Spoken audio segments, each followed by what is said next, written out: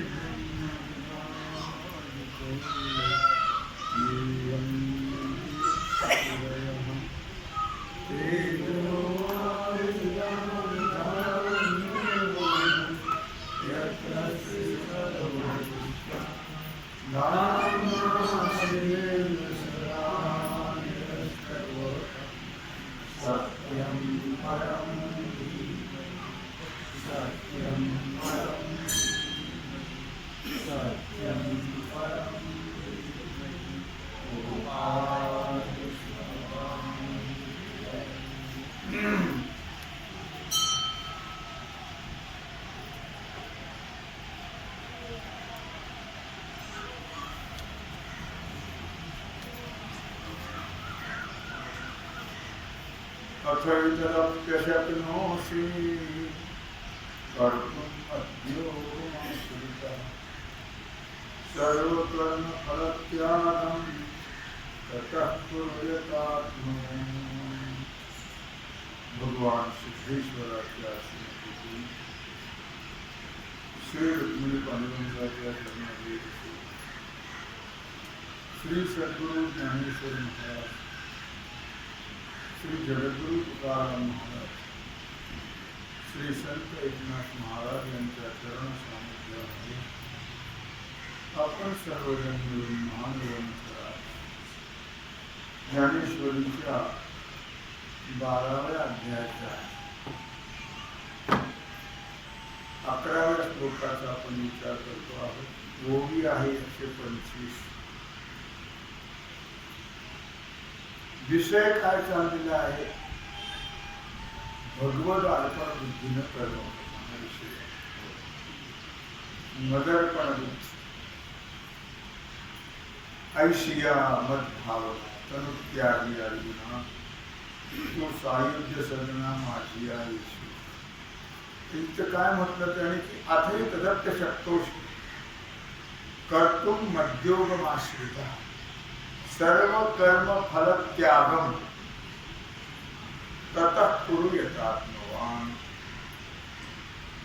भगवान सांगतात अर्जुना,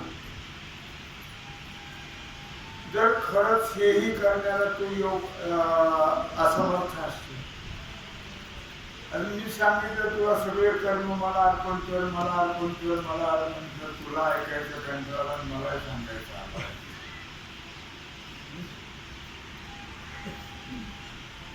पण यदा कदाचित हे करण्यामध्ये तू जर समर्थ नसशील तर कसे शक्य अनंत जन्माचे संस्कार काय? मग सर्व कर्म मला अर्पण करून त्यांचं अनुष्ठान करणं या योगाचा आश्रय आणि चित्ताचं संयमन केलं असा होऊन सर्व कर्मफलाचा त्याग कर. लक्षात आलं? हे करण्यामध्ये जर तू असमर्थ असशील तर सर्व कर्म मला अर्पण कर. काय करणार असमर्थ असशील? ऐशिया मदभावना करू त्यागी अर्जुन, तू सायुज्य सदना माझिया येशी अशा माझ्या स्वरूप अनुसंधानाने तू शरीर त्यागानंतर सायुज्य रूपी मोक्षाला येशील. पण कोणतं अनुसंधान? चित्त मला अर्पण करणं आणि केलेले सर्व कर्म मला अर्पण करणं. कर्माचा अहंकार घ्यायचा नाही. नातरी हे तुझं नेदवे कर्म मध्ये तरी गा तू भज पंडुक म्हणा. मग आता समजा हे कर्म तू मला अर्पण कर, मला अर्पण कर, मला अर्पण कर असं मी सांगतोय. पण हे कर्म जर तू मला अर्पण करू शकत नसतील किंवा मला तू देऊ शकत नसतील तर अर्जुना आम्ही तुला पुढे सांगतो ते आचरण कर. त्यांना अवघडच आहे ना. सवय कुठे आम्हाला ती कृष्णार्पण कृष्णार्पण कृष्णार्पण कृष्णा सवय नाही ना. कधी कधी आठवतं, कधी कधी विसरत. सवयीचा परिणाम. पडिले वळण इंद्रिया सकळा, भाव तो निराळा नाही तुझा. अनंत जन्माचे संस्कार असल्यामुळे आम्हाला ते लक्षात राहत नाही. मग तुला मी सांगितलं भगवान म्हणतात निरहंकार वृत्तीनं तू सर्व कर्म मला अर्पण कर. मदर्पण असं करायला सांगितलं. अहंकार न ठेवता मी हे केलं, मी ती केलं, इथं दिवे लावले, इथं उजेड पडला, अजिबात हे काही न करता मला अर्पण कर. पण ही गोष्ट तितकी सोपी नाही. का नाही तर अनादी कालापासून असलेला कर्तृत्वाचा अभिमान आजचा नाहीये. अनेक जन्म गेले. अनादी कालापासून आम्ही अहंकारी वृत्तीनं कर्म करत आलो. कर्तृत्व भावने आम्ही कर्म करत आलो. लक्षामध्ये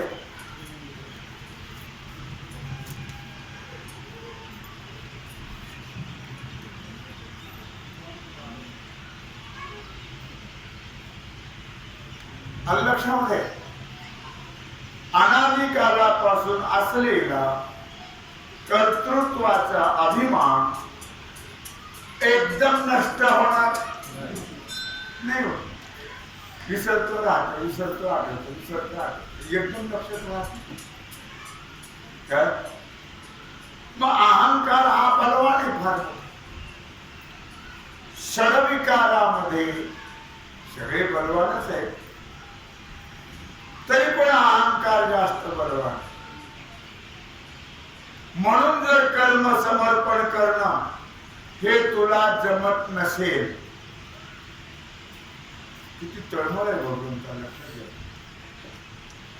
जीवाची किती तळमळ आहे. तर मग काय करतो? खुशाल अहंकारपूर्वक कर्म करीत राहा. अहंकारपूर्वक कर्म करीत रहा. खुशाल वैद्य, कुशल वैद्य जो असतो तो रोग्याच्या सर्व आवडी निवडी कायम ठेवतो. सगळं खा, दुसरी अडचण. आवडेल तेच औषध देतो आणि त्याचा रोग बरा. अलीकडे तसं काही अडचण नाही, सगळं खा आणि त्याला जे आवडेल ते औषध देतो, रोग बरा करतो. पण असे वैद्य फार कमी.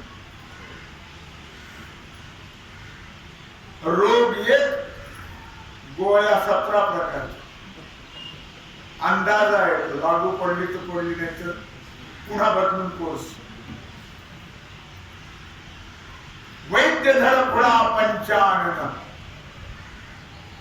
नाथराय वर्णन करतात 29व्या अध्यायामध्ये 628 ओळी भागवत. वैद्य धडपुडा पंचानन. कारण पूर्वी डॉक्टर नव्हते, वैद्य होते. वैद्य डॉक्टरात फार फरक आहे. वैद्याला नाडी कळली तर सगळं सांगायचं तुम्हाला काय होतं. आता हे नाडी पकडतात आणि घट होती का फक्त, तुम्हाला काय होतं आणि तू नाडी कशाला पकडली कळत नाही. अंदाज आहे सगळा. डॉक्टर लोकांचा सगळा अंदाज म्हणजे मेडिकल वाल्याचा फायदा करतात, त्यांचाही करतात की त्यातला हिस्सा त्यांनाही असतो. तेव्हा वर्णन आले म्हणून सांगतो, वैद्य धन पुढा पंचानन. नाथराय म्हणतात, नाना रोग्यांची वासना पोखून मागे ते देऊनी अन्न वाचवी रसज्ञ रसप्रयोगे. नाथराय वैद्य धडफुडा म्हणजे खरोखर धनवंतही म्हणजे अत्यंत प्रवीण असेल, हुशार, प्रवीण म्हणजे हुशार, नाडी पकड, आपण काही सांगायची गरज नाही. माझे वडील डॉक्टरकडे गेलं ना, त्याने नाडी पकडायची, बाबा तुम्हाला काय होत, तुला कसा दाखवतो, या भाषेत बोलायचं. तेव्हा अत्यंत प्रवीण असेल वैद्य तर तो रोग्याची वासना पूर्ण करून मागेल तो पदार्थ त्याला खायला देऊन आपल्या रासायन कुशल अशा प्रयोगाने त्याला तो निश्चित बरा करतो, असं नाथराय वर्णन करतात. याप्रमाणे भगवान सुद्धा जीवाची योग्यता पाहून उपदेश करतात. काय करतात, आतापर्यंत सांगितलं मला अर्पण करा, मला अर्पण करा, मला अर्पण करा, पण सगळ्याला ते जमत नाही. सगळ्याला ती सवय लागता लागता आयुष्य जायचं. सवय कधी लाव, एवढा अभ्यास आपण याचा करत नाही परमार्थात. जेवढा संसाराचा करतो, जेवढा संसार आपल्याला आवडतो, तेवढा परमार्थ आपल्याला आवडतही नाही, त्याचा तेवढा अभ्यासही करत. जसं आपल्याला वाटतं संसारा वाचून अडत, याच्यावर काय अडत, याच्या वाचून काय अडत, सगळं अडत. कुणाच्या दहाव्याला जा, कुणाच्या 13व्याला जा, अडत. मग आपल्याला कोण देईल,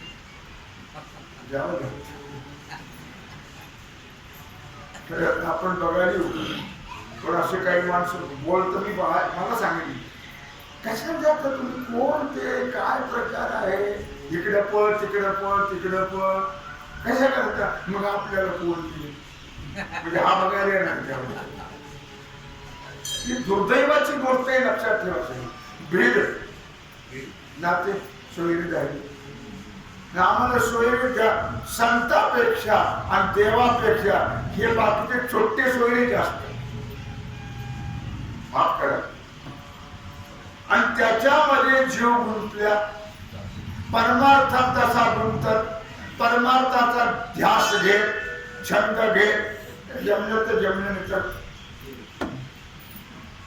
ही अशी आहे परमार्थाची स्थिती. जिव्हाळा, पुन्हा त्याच्या डोक्यावर हात ठेवायचे पांडवाचे.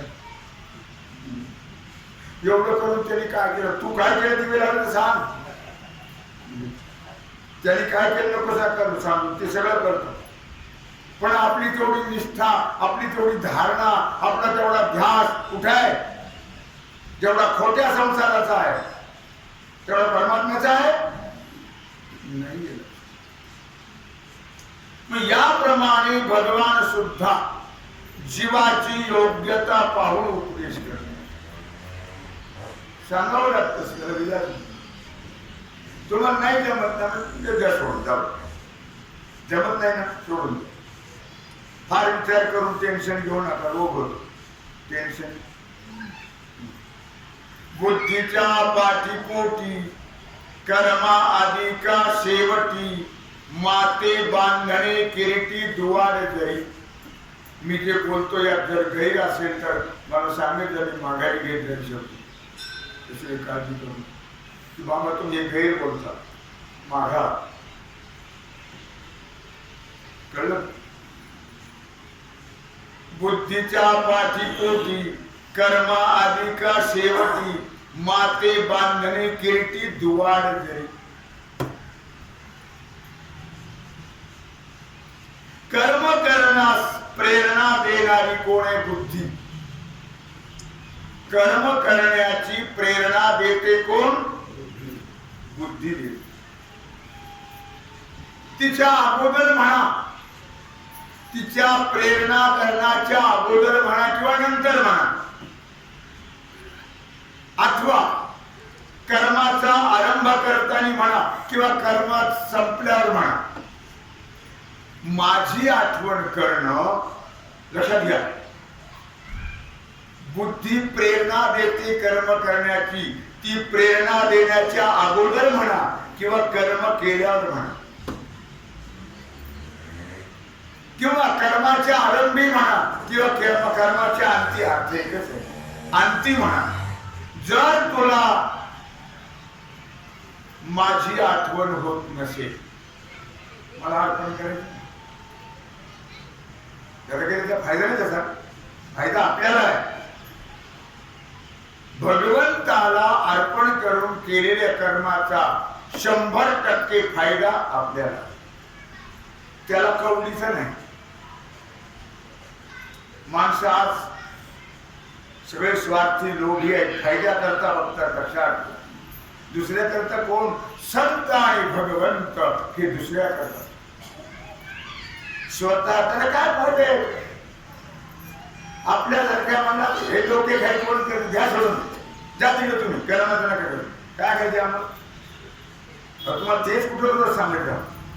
तुमच्यावर जर परिणाम होत असेल तर नमस्कार, कोणा येऊ नका. तसं संत आणि भगवंत म्हणत नाही. लागोनिया पाया विनवितो तुम्हाला. काय गरज पडली त्यांची? पूर्ण द्यायच्या तुम्हाला त्यांच्या. लागोनिया पाया विनवितो तुम्हाला, करे टाळी बोला मुखी नाम. काय गरज पडली त्यांना तुमच्या पाया पडून तुम्हाला सांगायची? त्याला काय फायदा? नाही. काल मी एका ठिकाणी परवा दिवशी कीर्तनाला गेलो. तो कीर्तनकार स्पष्ट बोलतो, संत महात्मे जगा करता कीर्तन करतात, आम्ही पाकिटा करता करतो. धन्यवाद म्हणा. स्पष्ट बोलला तो तिच्या. खरंय त्याचं. खरं बोलणं काय? तुम्हाला संत महात्म्याने जगाच्या उपकारा करता प्रयत्न केले, आम्ही पाकिटा करता करतो. धन्यवाद. स्पष्ट वक्ता. मी काय सांगते लक्षात ठेवा. भगवान म्हणतात जर तुला त्याची आठवण होत नसेल तरी हेही असो, जाऊ दे सोड. सांडे माझा अतिशो परिसंयतीशी वसो बुद्धी तुझी. दे सोडून. माझा विचार फार करायची गरज, आणि विचार करूच नाही माणसाने. विचाराने रोग वाढतात. खरे ना? विचार करू नये, सोडून दे. भगवान म्हणतात अर्जुना तू फारसा माझा विचार करू नको, दे सोडून, जाऊ दे. माझ्यासाठी कर्म करून मला अर्पण करण्याचा जो विचार मी तुला सांगितला त्या संबंधी माझा आग्रह बंद. माझा आग्रह मी परत घेतो. भगवान म्हणतात मी तुला आग्रह करत नाही, माझा आग्रह बाजूला राहू दे. काय? परंतु तुझी कर्मफलाविषयीची जी बुद्धी आहे निग्रह असू दे. म्हणजे आपल्या बुद्धीनं कर्तृत्व मद आणि फलाचा आस्वाद घेऊ. एवढं तरी करतो. कर्तृत्वाचा अभिमान घेऊ नको आणि फलाची इच्छा. शेवटी काय झालं? असं नाही. कसं का होईना पण तुम्ही या जन्मात पुन्हा जन्म तुम्हाला येऊ नये. कर्माचा अहंकार घेतला आणि फलाची इच्छा केली की ते भोगावया यावे. देह आहे, ठरलेला आहे. जर तुम्ही इच्छेनं फलाच्या आणि कर्तृत्वाच्या अहंकाराने कर्म केलं तर तुम्हाला निश्चित ते भोगण्याकरता पुन्हा जन्म कुठला घ्यावा लागेल ते मला माहिती.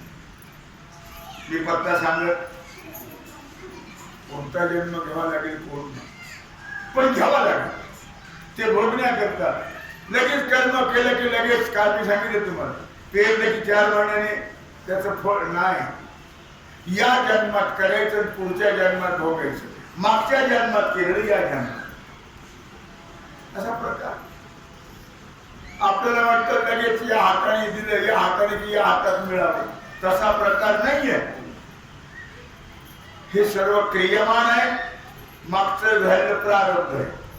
मागचं संचितात जमा होऊन ते भोगण्याकरता येतं त्याला प्रारब्ध म्हणायचं. करतो ते क्रियमान. हे क्रियमान पुढे संचित होणार आणि ते नंतर भोगायला येणार. आता नाही पुढच्या जन्म. म्हणून सत्कर्म योगे वय घालवा. चांगलं करा म्हणजे पुढे चांगलं होईल. माग काय केलं ते आता भोगतच आहोत. पण पुढे जर चांगलं व्हायचं असेल म्हणजे पुढे जन्म नक्कीच आहे. कोणता ते मला माहित नाही पण नक्की आहे. मग पुढे जर चांगलं व्हायचं असेल तर उपासनेला दृढ चालवावे. भूदेव संताशी सत्यातला व्हावे सदा. सर्वामुखी मंगल बोल. भगवंताचं भजन भगवंताचं नामस्मरण करावं. पण निदान एवढं तरी कर की शेवटी तेच सांगितलं कर्मफलाची इच्छा करू नकोस आणि कर्तृत्वाचा अहंकार घेऊ नको मला अर्पण करू. शेवटी तेच झालं. आणि जेणे जेणे वेळे घडती कर्मे सकळे. फार सांगण्याची खूबी कशी बघून खोच कशी आहे. आणि जेणे जेणे वेळे घडती कर्मे सकळे तयाची ती फळे त्यजित जाय. नको मला अर्पण करू पण कर्म टाकून दे. फल कर्म नाही फल त्यजित जाय. आणि मग कृष्णार्पण केलं तर काय मिळेल. फल घ्यायचंच नाही टाकायचंच आहे ना. मग त्याला अर्पण करायला फार फायदा आहे त्याच्यामध्ये बरं. आणि जेणे जेणे वेळे घडती कर्मे सकळे. कर्म सतत चालूच आहे ना. मग ज्या ज्या वेळेला जे जे कर्म घडेल सर्व तयाची ती फळे त्यजित जाय. तुझ्या पुढच्या फायद्याकरता सांगतो. भगवान म्हणतात पुढचा फायदा म्हणजे आईचा गर्भ असत येणं होणार नाही आणि दुःख भोगावं लागणार. हा फायदा आहे त्याचा. ज्या ज्या वेळेला जी जी कर्मे घडतील त्या त्या वेळेला त्या त्या कर्माची फळं तू टाकीत जा. आपल्याकडे येऊ नको. लोकांमध्ये जी प्रवृत्ती आहे ती सकाम कर्म करणे. देवाला नमस्कार केला फोकट करत नाही.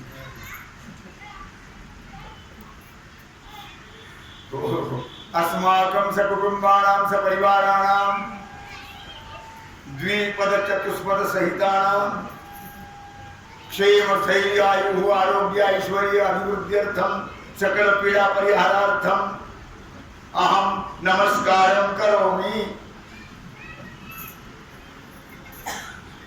देवाला पिंडीवर काय ठेवलं 4 तांदळाचे दाणे नाही तर देवाचं काय 2 हातात तिसऱ्या मस्त. जी परिस्थिती आहे जीवाची. पण लोकांची प्रवृत्ती आहे सकाम. देवाला नमस्कार केला तरी फुकट करत नाही. माणसाला केला तरी फुकट करत नाही. पाहिलं तर असं बाजून जाते नको याचं तोंड पाहिला. पण जर काम असेल तर आरो येते. रामराम रामराम समजावं काहीतरी याचं आणलं. हा फुकट नमस्कार करत स्वभाव आहे जीवाचा.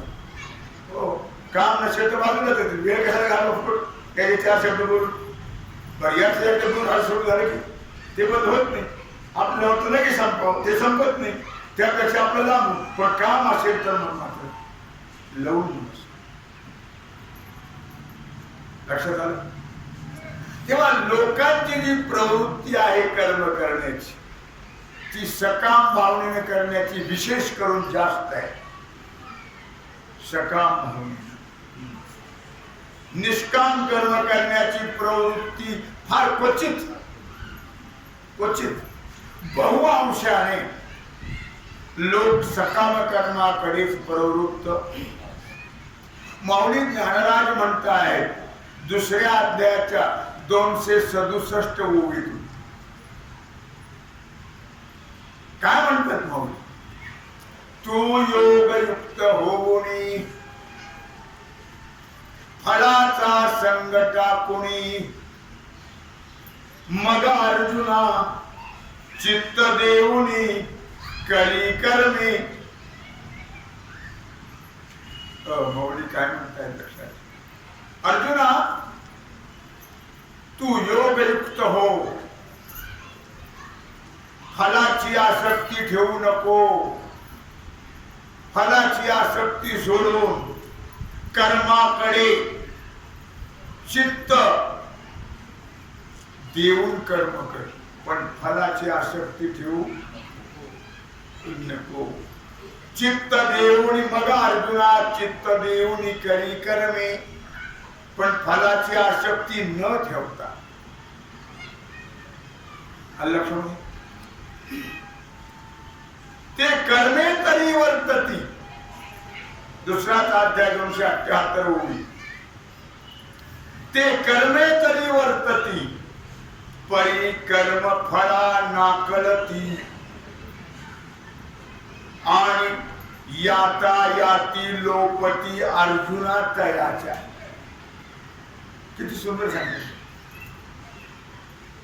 काय म्हणतात भगवान? त्यांचं लक्षात ठेवा अर्जुना, ते कर्मे तरी वर्तती. कर्म तर करतातच, पण एक महत्वाचा भाग लक्षात ठेवा. परी कर्म फळा नाटळती. कर्म करतात पण कर्मफळाची इच्छा करत नाटळती, म्हणजे कर्मफळाची इच्छा करत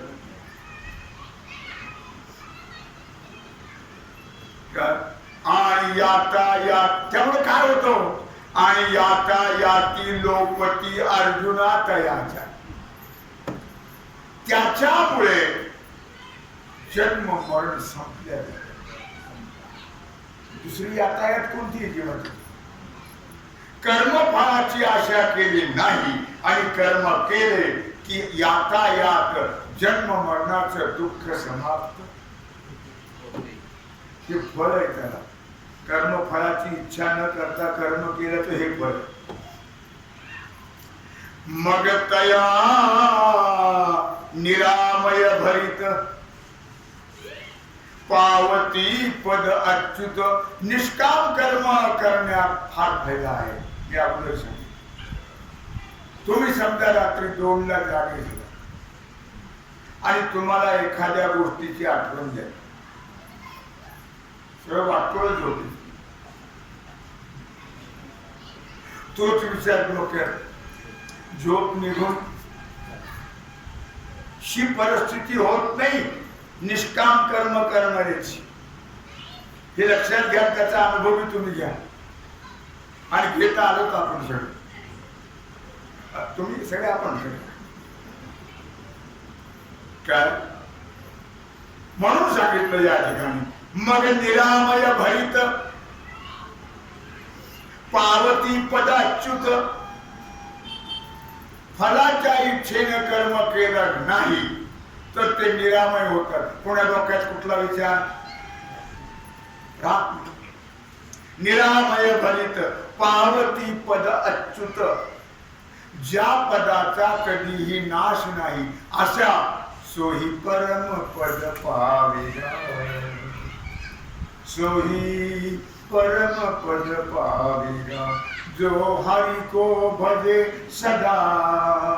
सोही परमपद पाविगा. मग निरामय भरित पावती पद अच्युत. अच्युत म्हणजे ज्या पदाचा कधी नाश होत नाही, अशा अविनाश पदाला ते प्राप्त होतात. ते बुद्धियोग युक्त धनुर्धरा. आणि खरं त्याला बुद्धिवान समजा. फलाच्या इच्छेनं, फलाचा अहंकार, कर्माचा अहंकार घेऊन कर्म करणारे बुद्धिवान नाही. पण असे जे आहे निष्काम कर्म करून पण अच्युत पदाला म्हणजे परमपदाला प्राप्त होतात ते बुद्धिवान. त्याला बुद्धिवान म्हणावं. म्हणून जे जे उचित आणि अवसरे करुणी प्राप्त कर्म चांगलं करावं. सत्कर्म योगे उचित हा अर्थ आहे. जे जे मग उचित योग्य, जे जे काही योग्य आहे आणि अवसरे करुणी प्राप्त, या प्रसंगाने प्राप्त झालेला आहे ते कर्म हेतू रहित आचरे तू. तिचा पुन्हा अशा प्रकारचं कर्म फलाची इच्छा न करता आचरण नको. मला अर्पण करू पण इच्छा तरी करू नको फलाची. म्हणून तू नियत सकल कामना रहित नित्य. आज केलं की उद्या विसरलास नाही ना. नित्य अखंड त्याचा फायदा होत नाही. एक दिवस करून 4 दिवस विसरून गेला नाही. मग नित्य नियत म्हणून तू नियत सकल कामना रहित. सवय लावा. अभ्यास करा, अभ्यास करा, अभ्यास करा. सकल कामना रहित. कुठल्याही प्रकारची, सकल म्हणजे सर्व कामना. इच्छा एक प्रकारची, अनंत प्रकारच्या इच्छा आहेत. त्या सर्व इच्छेचा त्याग करून होऊन या उचित आणि मग योग्य प्रकारे स्वधर्मी राहते. आणि मग स्वधर्माचं आचरण करतो. पण या पद्धतीनं कर. आलाच ना चुकून मनुष्य जे हा चुकून आला. पावला हा देह काकताळी न्याय नगरे उपाय घडव आले. मग मी दृष्टांत सांगितलं. एका राजाच्या राणीला रोग झाला होता. रोग तिचं काळीच काम करत नव्हतं. मग वैद्याने सांगितलं की कावळ्याचं काळीच पाहिजे. म्हणले बरं. मनुष्य द्या करता महाराज प्रमाण देतात. मग आता कावळा फार विचित्र प्राणी. सगळ्या पक्षामध्ये कावळा विचित्र. तो कसं सापडेल. एकच बुबुळ त्याला पण दोन्ही कामं करतो. दोन्ही डोळ्याने इतका चपळ आहे. एका बोटाने दोन्हीकडून पाहत. पाहून तपास करूया. प्रधानजी तपास करत करत करत करत निघाले. ते मंदिराकडे आले. मंदिरापुढे एका आंधळा बसला. पंढरीचा पांडुरंग पावेल तुम्हाला 1-2 रुपये द्या गरीब. पैसे नाही. पैसा कोण पुसतो. माझ्याकडे कुणी कोणतरी आगाने वाटून घेऊन गेलं. आता कोणी घेत काय. मला मुद्दा काय सांगायचा आहे देवा की अशा प्रकारे तो भजन करत होता. वरून कावळ्याची कळवण चालली भांडण. आणि त्या भांडणात झडपीनं तो कावळा खाली आला आणि याच्या काळीच त्याने पकडूनच ठेवला. हा प्रधान त्याला वाटलं न सापडणारा प्राणी पण सापडला. काय भाग्य आहे राणीचं. भाग्य का दुर्भाग्य बघा. म्हणले का कावळा एवढं दे 10 रुपये कुठे मिळत असतो एका 100 रुपये नाही ना, लाखापर्यंत दिली बोली. 1 लाख रुपये राणीला पाहिजे ना, राजाला काही कमी आहे का? 1 लाख रुपये बरं सांभाळून ठेवून का पैसे घेऊन तो गेला राजाकडे पैसे आणायला. याला वाटलं 1 कावळा मिळाला तर 1 लाख रुपये आणि दुसरा मिळाला तर 2 लाख. मग त्याने तो बघला ठेवला आणि पुढे आता टाळ्या वाजवताना ओ भी गया और ए भी गया. कहत कबीरा सुनो भाई साधु आया वैसा, ओ भी गया ए भी गया. देवना संसार तुका म्हणे दोहीकडे, तुका दोहीकडे चोर. पंचधर झाला नाही आणि परमार्थ आया वैसा. पाच जन्माला आला ह्याला पाणी वाहून वाहून मी कसं कर सांगितले लक्षात ठेव. म्हणून सोहोनिया निरत स्वधर्मे राहते. म्हणून महाराजांना पावला हा देह काकताली न्याय न घडे उपाय घड आले. त्या आंधळ्याच्या काळी कसा अचानक कावळा सापडला, त्याने कडून पण सापडला, तसाच हा देह आपल्याला सापडला आणि तसाच गेला. ज्याच्या करता भगवंताने आपल्याला दिला हा त्याचा त्याचा उपयोग केला नाही. म्हणून अट्टहास चाललाय भगवंताचा की बाबा हो व्यर्थ हा जन्म घालू नका, आता मागवता येईल हे तो न करे या. पुन्हा जन्म नाहीये लक्षात ठेवा, हा बाय चान्स आहे. म्हणून स्वधर्मी राहते जे स्वधर्मी निष्कामता अनुसरले पार्थ. ज्याने स्वधर्माचं आचरण केलं पण निष्काम, सकाम नाही, निष्कामाला महत्व आहे. जे स्वधर्मी निष्कामता. तिसऱ्या अध्यात्मी होई ज्ञानेश्वरीच्या 151. जे स्वधर्मी निष्कामता अनुसरले गा पार्था. फार महत्वाचा भाग सांगतो अर्जुना. ज्याने स्वधर्माचं आचरण केलं पण कसं केलं? निष्काम, निष्काम भावने. कुठल्याही प्रकारे फलाची इच्छा केली ते त्याचं फळ फार मोठं आपल्याला दिसणार अदृश्य फळ. काय फळ? ते पावले गा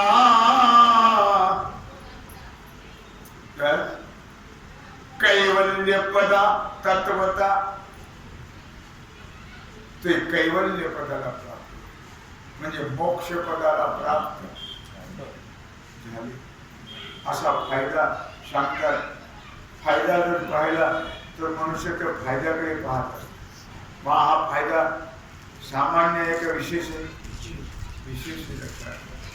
या पद्धतीनं आणि भगवान भगवंत आणि संत खरं तर पाहिलं तर सगळे आपलंच ते आहेत, तर तसं पाहिलं आपलं काहीच नाही. तरी पण जगाच्या कल्याणा संतांच्या विभूती देह कर्तविती परोपकारी. जगाच्या कल्याणाकरता संत आणि भगवंत यांची तळमळ आहे. जीवाचा उद्धार व्हावा, त्याला जन्म मरणाचं दुःख भोगायला येऊ नये म्हणून हा सगळा अट्टहास भगवान सांगतात. आणि जेणे जेणे वेळे घडती कर्मे सकळे तयाची तिये फळे तेजित जाय. असं भगवान फार गोड सांगत आहे. तेव्हा झाली सेवा भगवत चरणी समर्पित करू. राहिलेला जो सेवेचा भाग आहे तो आपण कुंडली गौरवे